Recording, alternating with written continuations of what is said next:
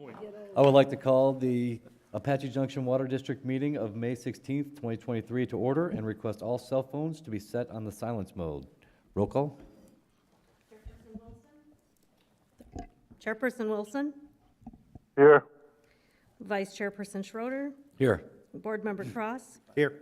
Board Member Heck, Here. Board Member Johnson, Here. Board Member Nesser, Present. Board Member Suller. Here. You have a quorum, Your Honor. Thank you. Item 1, presentation, discussion, and consideration of resolution number 2023-005, declaring a portion of the public utility easement located at 1828 North Bowman Road, Apache Junction, Arizona, is no longer necessary for public use as a public utility easement and is hereby extinguished. Mike? Good evening, Vice Chairman Schroeder and members of the board. Quick presentation on extinguishment of a PUE. It was a federally patent easement. It's at 1828 North Bowman Road. It's no longer necessary for public use. Public Works, I believe, is also relinquishing their rights to the right-of-way in this location also. Kind of a quick picture here for you. This is along Bowman Road here. These are the old 33-foot easements on the 5-acre parcels in kind of the northeastern part of the city. We currently have no water mains in this area and do not plan on utilizing this easement at this point in time. So we would recommend extinguishment. Anybody? No? No comments? Do I have a motion? You're You're on. on. Go ahead. Which one? Me? Yeah. Okay. I move that the resolution number 2023-005, resolution of the Board of Directors of the Water Utilities Community Facilities District, City of Apache Junction, Arizona, declaring a portion of the public utility easement located 1828 North Bowman Road, Apache Junction, Arizona, is no longer necessary for public use and is hereby extinguished. Be Second. approved. Second. Roll call? Board Member Suller, Yes. Vice Chair Schroeder, Yes. Board Member Nesser, Yes. Board Member Cross, Yes. Board Member Heck, Yes. Board Member Johnson, Yes. Chairperson Wilson. Yes. Motion passed, Your Honor. Thank you. Number 2, discussion on proposed district budget of fiscal year 2023-2024 to include proposed rates, fees, and charges applicable during the fiscal year 2023-2024 and the classification and compensation plan for district employees. That's Mike again. Yes. Back up again here. So it's a quick overview. We're going to talk about proposed 2023-24 budget, proposed rates, fees, and charges, our class and comp study, our plan, and our budget schedule review. Existing budget here, we kind of went over this at our last board meeting. Just a quick summary again. As you can see, here's our sources of revenue that we receive. This past 2021, we roughly had 5.6 million. 2023, we're looking at roughly 15 million. And a lot of this is going to be, as you can see here, is our water resource acquisition fees is the reason why those numbers jumped so much projected for this year. And we're still having a little projection also for next year with still development happening to the south. Slowed down a little bit, but we still have some revenue coming in. Previous year, in 2021, 2022, we spent our 5.6 million. We're estimating roughly spending this 15 million. A lot of this money is going actually into savings, so we're not actually spending it. We're going to be putting it away till we need to purchase those additional water supplies or project comes up like the Verde River Dam that we're working on with them, the Bartlett Dam.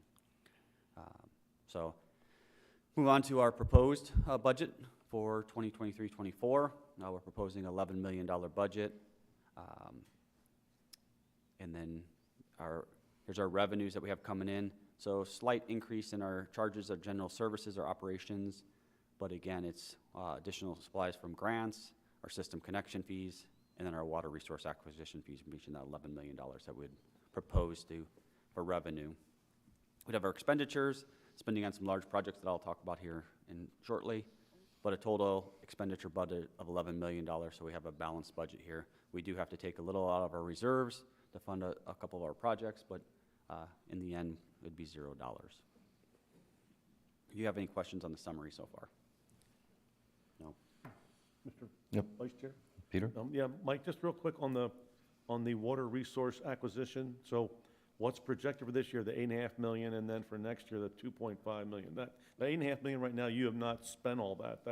We're recognizing it as revenue, but it's in a reserve fund that can use. Correct. So the system connection fees and the water resource acquisition fees, they go into a specific fund, and we can only utilize those for what they're specified for. So the water acquisition fee would be if we have to go out and purchase additional water supplies. Like I said, Verde River Dam, doing some studies on that, moving CAP water to SRP and doing that. Same thing with the system connection fees. If we need to upsize a booster pump station, build an additional tank, those are what those revenues are for, and then we slowly add those up into a fund till we get enough, and then we make those large purchases at that time. Does it have to be spent within a given time period? I would rely on Joel on that one. I think the district is slightly different than cities. Right, Joel? It is different. We know the city's bound by a time frame. Usually, right. Yeah, Every- and I don't know if this is we probably should triple check that. I don't think it's Check, but I do not believe there's Yeah. a time frame on these.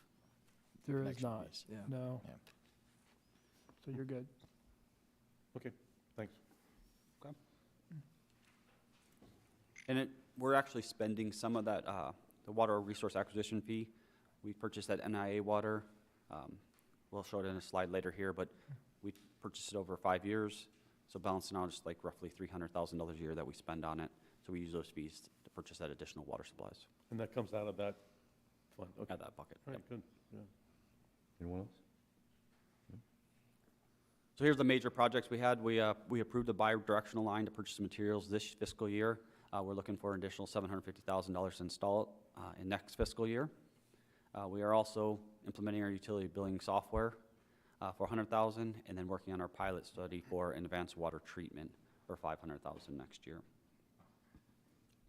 $100,000 for the Salt River, Verde River sedimentation mitigation, which is the Bartlett Raise the Dam. So we're in the third year of the 3-year study, so it's $100,000 a year, so we'll be paying that. And then it also additional $325,000 that we spent. We're in the third year of 5 years to pay back for all the NIA water that we received.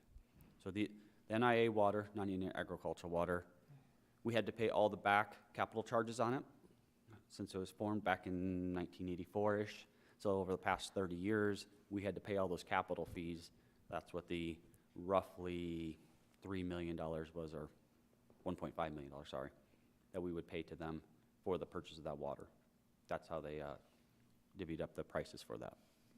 It's a relatively cheap water, but it's only going to be available every third year is what they're expecting. Remind us all on priority. Is it the same priority as our cap allocation, or is it a little bit? So non-Indian agricultural water, we do have cuts on it this year. They cut it back by 20% on us. We have 817 acre feet. So they cut back, so we can only receive 750 acre feet this year, and then we're recharging that water currently. So it's higher, I guess, lower on the, I don't know how you would consider it. It's the first ones that receive cuts.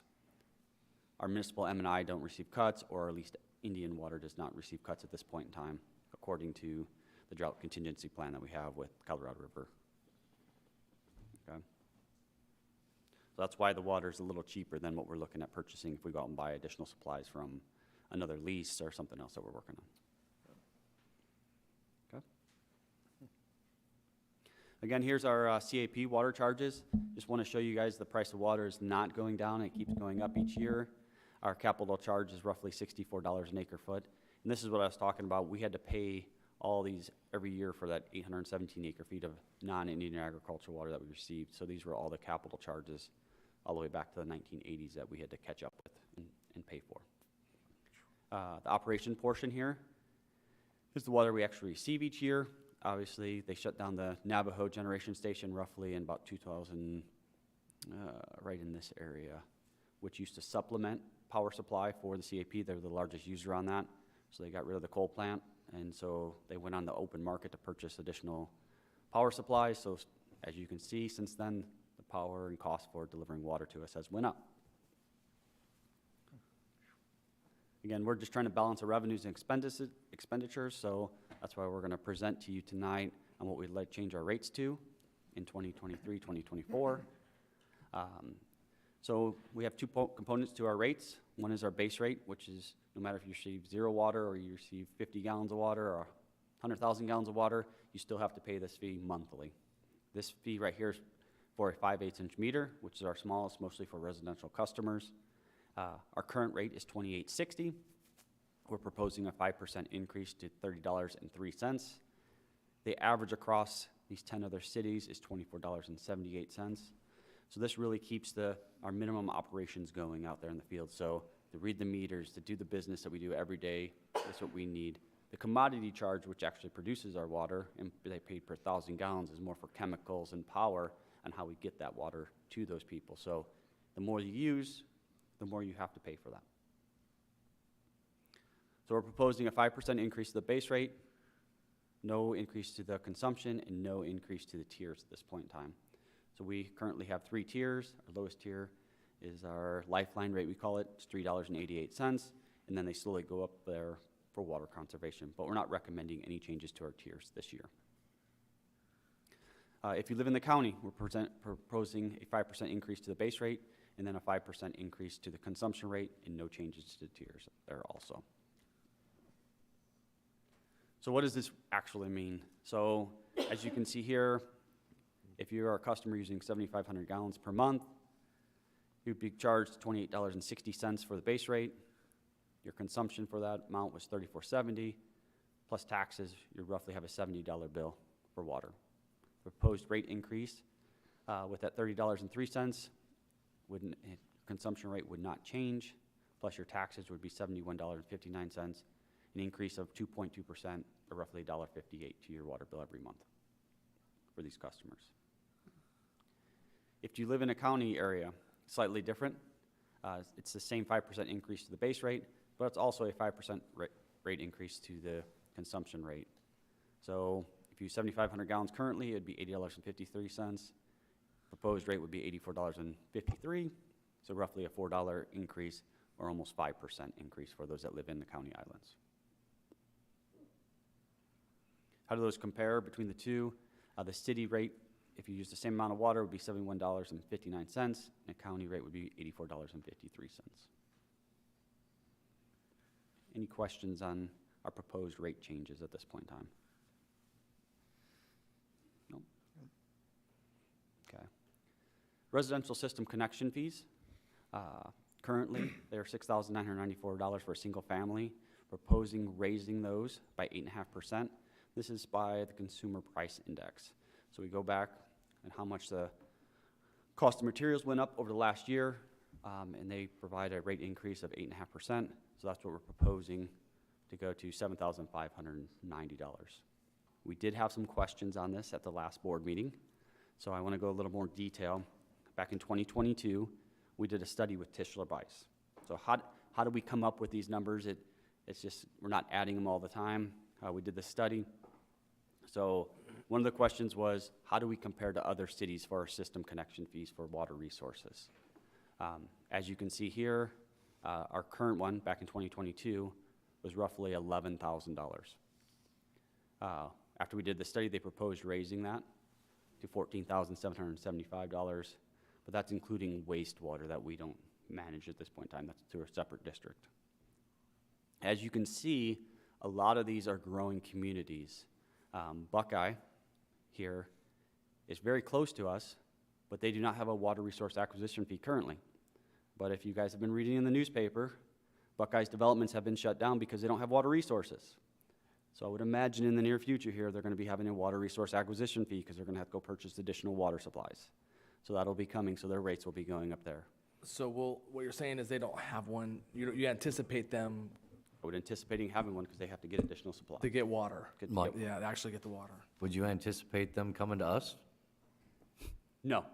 They would go to a lease agreement with the GRIC, or they would go find additional supplies on Colorado River, or there's other entities that would be, it's not, I guess, cities or communities that would provide that to them.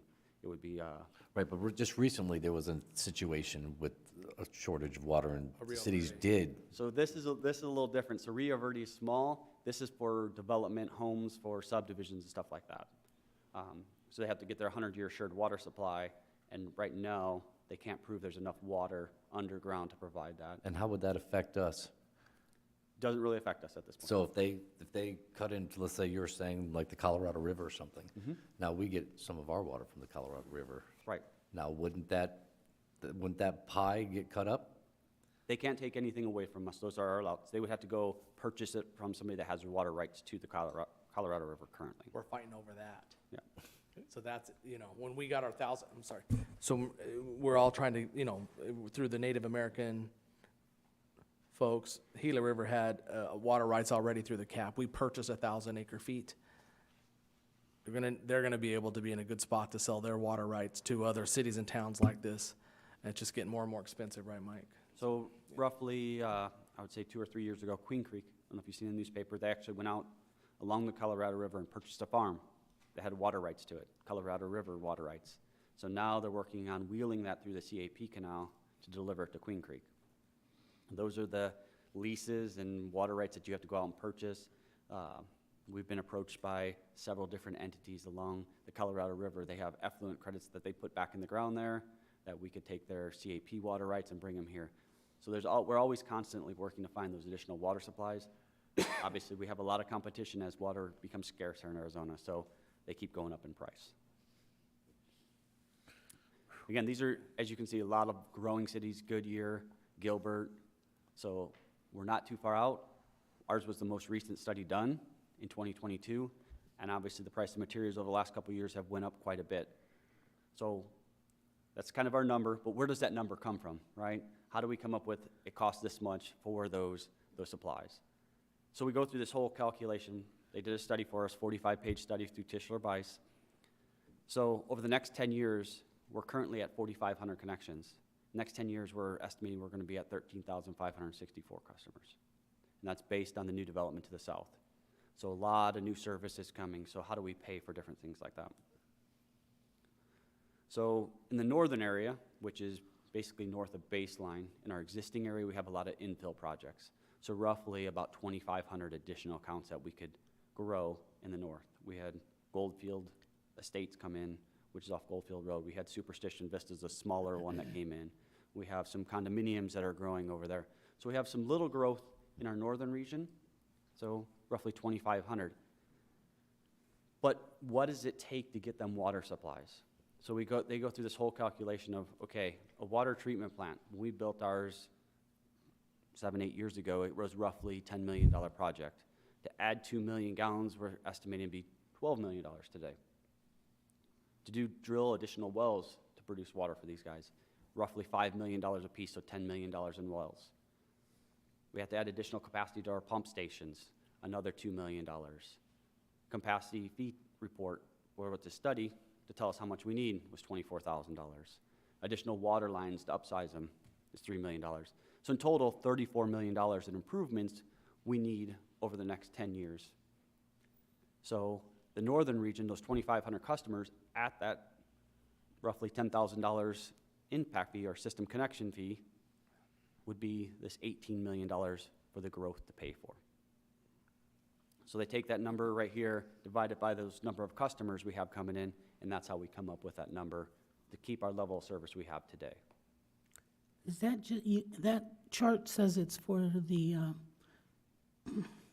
right here, northern area, everything above baseline. Yep, so I'm And gonna get to that. You're expecting that much growth to happen here, that just the new growth will be paying for that 18 million?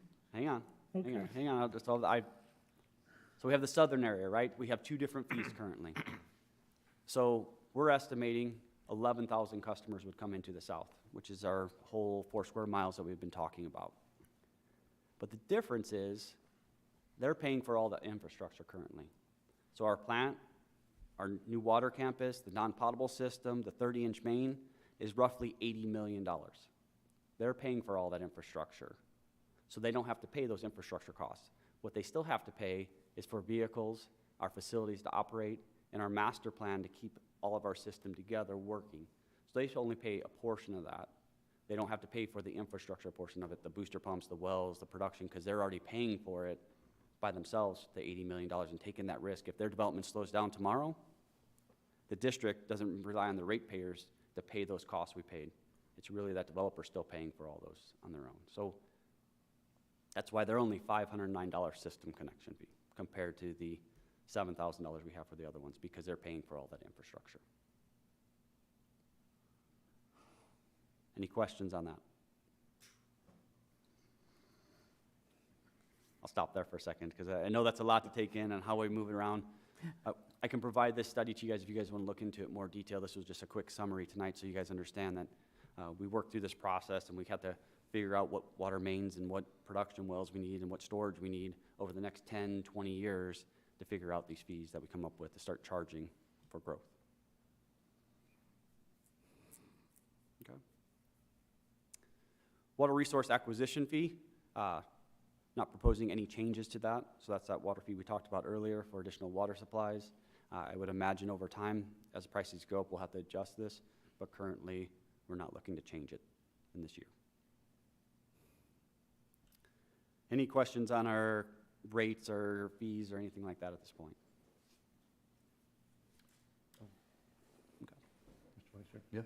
Yeah. So, Mike, this is a kind of a separate question, but with the voluminous amount of rainfall and some of the snowpack melting in California, my understanding is that they're approaching California about giving up or releasing some of its rights to the Colorado River Basin. Is that true? So a lot of the snowpack was up in Northern California, and they have a lot of flooding still going on with the snowpack and everything. Some of it did not happen in Southern California. No, they're not going to give up any of their water rights. We are working on a conservation program with the 7 states so that we leave water behind the dam. The government's forcing everybody to participating in that, but we haven't come to any conclusions on how everybody will participate. California, since they have senior rights, don't believe they need to conserve any water and they can use as much as they want. But the government has stepped in at this point and said, hey, you guys need to work together and figure this out, because it's more of a regional solution than just individual states working on their own. Gotta love them. Darrell? Mike, on how does our connection fees in the northern part of the city compare to Arizona Water? So Arizona Water kind of does it like I was telling you. They have the developers pay for their infrastructure. I'm talking like for infill. Correct. In other words, my next door neighbor has an empty lot, and he decides he wants to hook up and put a house in. He's only gonna pay $500 and some odd and change? So the way Arizona Water Company works, if you wanted to connect to them and you don't have a main out front of your house, you have to pay for that main to get to your house, right? Correct, I understand that. But if you're- there is a main there, If you're a lucky one that has a main there, yes, you do get, I believe it's only a $1,500 charge for their system connection fee today. okay, So, but that's their mode of operation of how the Arizona Corporation Commission allows them to operate. so basically, on your study there, the numbers you provided, there's room for roughly 2,500 Something like that. infill Yep. throughout AJ North, Through our, without your district. throughout our district to the north of baseline, basically. That's And what- how much of that is multifamily and how much of that is single-family resident lots? Do you know? It's part of our study. I could go back and dig that up. They do have it, residential lots, multifamily, commercial, industrial. They have it separated out and how much demand for each of those, depending upon what it's zoned, what area you're in. We did Yeah. go through that with planning department so we could figure I out. mean, I can see that cost being absorbed by a big project when it's being distributed amongst an apartment complex or a condominium complex. But for the individual homeowner that's trying to do an infill within a small development somewhere, it seems high. Most of our parcels that are out there, even acre and a quarter, they have mains in front of their property. So they have the opportunity to connect to us. I would say there's roughly maybe less than 100 lots that do not have a main adjacent to their property currently in the water district, in the northern area. Right, but what you're saying is that the connectivity cost, even if there's a main in front of an acre and a quarter property, it's still gonna cost them $7,500 to connect. Yes, sir. Yeah, and they have to weigh that because they're actually being the developer at that time. Do they want to drill a well? They bought a vacant piece of property that doesn't have water service currently, so they would have to pay for that. So they're acting as the developer, just like any of these developers to the south have to pay their fair share to tie to the system or build infrastructure. That's what they're doing basically. Yeah. They could do it on their own and drill a well for roughly $20,000 or $30,000 and not be guaranteed water in the end. So, they have to weigh their options. Is it worth the $7,000 or $20,000 gamble? So, I mean, there's other opportunities for them out there too. So Yeah. we're trying to guarantee them something over there. Thank you. It'll be interesting to watch over time, the consumption of the land use too as well, to see if there are some public policy pieces of trying to encourage growth or not as we go. But we'll keep looking at that. That was interesting. The 2,500 numbers was interesting to hear of the portion that's the district portion north of baseline, seeing how that'll be absorbed. So much of the northern part, I just always think of Arizona Water. Right. But still, Has there ever been a thought process in in maybe charging a higher rate for a large development condominium apartment complex versus a single-family residential? So when you do go to multifamily, so we can back up there a little bit. So as we move to multifamily, they pay this fee also. So as there's more units, they're paying a higher proportionate share of that as they go through that. Of course, they require higher fire protection for their apartments or condos that they're putting in. So they require larger mains to service those. So that's why their fees are closer, but there's a lot of them in there, right? So it's not just one unit, it's 10, 20, 30 units all in one. So there's additional fees tied to that. Okay. Anyone else? Bambi? Sure. Like California, do you charge a commercial rate for a fire line versus a residential line? So there's different prices, yeah. So what I'm only showing you is our 5/8 or residential meters. As you go up in size, the prices increase dramatically. It's all part of our rate sheet that you guys will receive in the end in your books. I just present on just how it affects 90 to 95% of our customers. Our commercial and industrial are only a small bit of it, but I'm only presenting to you guys our residential customers so that we're not here all night. Yeah, okay. Okay. Classification and compensation plan, 3.5% increase to our compensation plan. I think this was presented to you by the city last night. We're recommending the same thing, and then also a one-step increase for all employees, the same as the city did for you guys currently. There's also a 3% increase to our health insurance premiums, which the district will cover 1.5%, and the employee will cover the other 1.5%. Any questions on the compensation plan for next year? No? And our last portion here is we want to schedule our meeting for our final budget on June 20th, 2023 at 6 p.m. here in Apache Junction City Council Chambers, 300 East Superstition Boulevard, Apache Junction, Arizona, 85119 for our final meeting of our budget. Hopefully to get it approved that date if everything works well. Any questions on our budget or compensation plan? No. Gerald? No. Peter? No. No. Okay. Thank you. We'll move on to number 3. I think that's you again, Mike.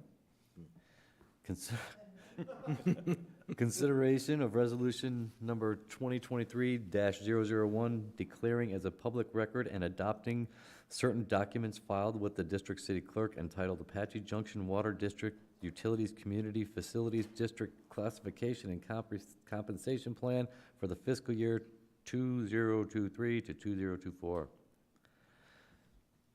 Mike? So this is what we recommended to you guys. You'll have to vote on adopting this, I think, this evening as part of your resolution here. So again, it's the classification plan as I presented it to you, the compensation plan, and then our flat hourly schedule for 23-24 as presented. Okay, do we have a motion on resolution 2023-001? Mr. Chair, Go ahead. Yes. I move that resolution number 2023-001, declaring as a public record and adopting certain documents filed with the district clerk entitled Apache Junction Water Utilities Community Facilities District classification plan, compensation plan, and the flat and hourly schedule for fiscal year 2023-2024 be approved. Second. Roll call? Board Member Nesser? Yes. Board Member Johnson? Yes. Board Member Cross? Yes. Board Member Heck? Yes. Board Member Suller? Yes. Vice Chair Schroeder? Yes. Chairperson Wilson? Yes. Unanimous, Your Honor. Thank you. Next, we have a public hearing. Presentation and discussion of public hearing and consideration of Resolution 2023-002 pursuant to ARS 48-176, adopting a proposed budget for the fiscal year beginning July 1st, 2023 and ending June 30th, 2024, adopting proposed rates, fees, deposits, water resource acquisition fees, and charges applicable for the fiscal year beginning July 1st, 2023 and ending on June 30th, 2024, establishing a public hearing on the proposed budget and directs district staff to solicit comments for the city of Apache Junction on the proposed annual budget. Mike again. Yes.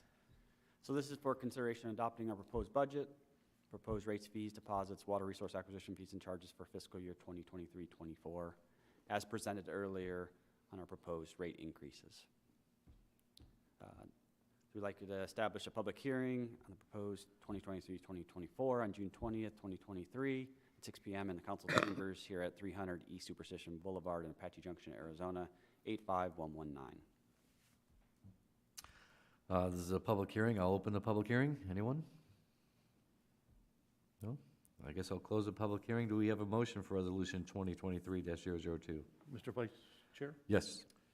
I move that resolution number 2023-002, a resolution of the Board of Directors of the Water Utilities Community Facilities District, City of Apache Junction, Arizona, pursuant to ARS number 48716, adopting a proposed budget for the fiscal year beginning July 1, 2023 and ending on June 30th, 2024, adopting proposed rates, fees, deposits, water resource acquisition fees, and charges applicable for the fiscal year beginning July 1, 2023 and ending on June 30th, 2024, establishing a public hearing on the proposed budget and directing district staff to solicit comments from the City of Apache Junction on the proposed annual budget be approved. Second.